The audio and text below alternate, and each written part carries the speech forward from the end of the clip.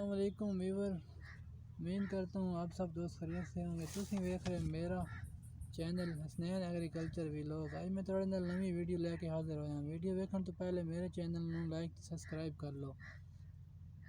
یہ تواڈی والوں میں حوصلہ دیون دا گفٹ ہوسی تاکہ میں تھوڑے نال نویں انفارمیشن شیئر کر سکاں۔ اور دوستو ویڈیو شروع کر دیں۔ اسی آج تمہیں دساں گے کہ سفید مکھی کس ٹائم اٹیک کر دی ہے، کہڑے ٹائم اٹیک کر دی ہے، کیڑی فصلوں اٹیک کر دی ہے۔ سفید مکھی جڑی ہے کپاس، مونگ، بھنڈی، توری، بینگن، مرچ، لوبیا، خربوز، تربوز اور کریلا پر حملہ آور ہوتی ہے۔ ٹھیک ہے دوستو، سفید مکھی مارچ سے لے کر اکتوبر تک فعال رہتی ہے اور درجنوں فصلوں کو نقصان پہنچاتی ہے، ان پر حملہ آور ہوتی ہے۔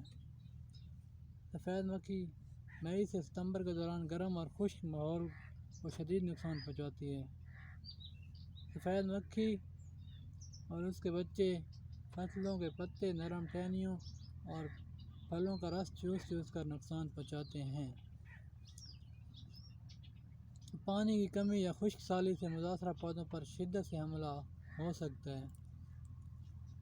جو ہم نے احتیاطی تدبیر استعمال کرنی ہے وہ یہ ہیں: کھیتوں کو پاک صاف رکھا جائے، جڑی بوٹیاں نہ ہوں گی اس میں، جو سیڈ استعمال کرنا ہے قوت مدافعت رکھنے والا ہو۔ ٹھیک ہے سر، پودے ہوں چاہے فصلات ہوں، چاہے سبزی ہوں، کوئی بھی ہوں، جو ہم نے سیڈ استعمال کرنا ہے قوت مدافعت والا سیڈ استعمال کرنا ہے۔ گرافٹنگ جو کروانی ہے، اگر مالٹے کی یا کسی پودے کی گرافٹنگ کروانی ہے، وہ اچھی بیمار شاخ نہ ہو، اس کی جو کلم ہے، جو اس کی بیمار لینی ہے ہم نے، جو اس کی آنکھ لینی ہے وہ اچھی نسل کی ہو، بیماری سے پاک صاف ہو۔ جب زیادہ سوکا لگے گا تو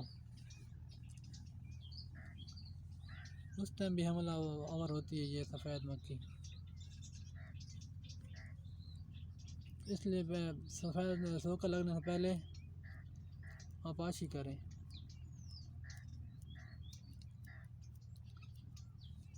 اگر سوکا لگے گا تو اس کا حملہ زیادہ ہو سکتا ہے۔ جولائی اگست میں سورج نکلنے سے پہلے ہفتے میں 2 مرتبہ 200 لیٹر فی ایکڑ کے حساب سے پانی کی سپرے کر دی جائے تو ہم 30 سے 40% سفید مکھی کا زور توڑ سکتے ہیں، یعنی اس کا اٹیک ختم ہو سکتا ہے، کم ہو سکتا ہے۔ ٹھیک ہے سر، پولو اس کے لیے جو ہم استعمال کریں گے اس کو ختم کرنے کے لیے وہ ہے پولو کا سپرے کریں یا اول آلا کریں یا ٹال کریں، یہ بہترین سپرے ہیں۔ ان میں سے کوئی ایک جو آپ کو اچھی لگے وہ استعمال کریں۔ ٹھیک ہے، اللہ حافظ۔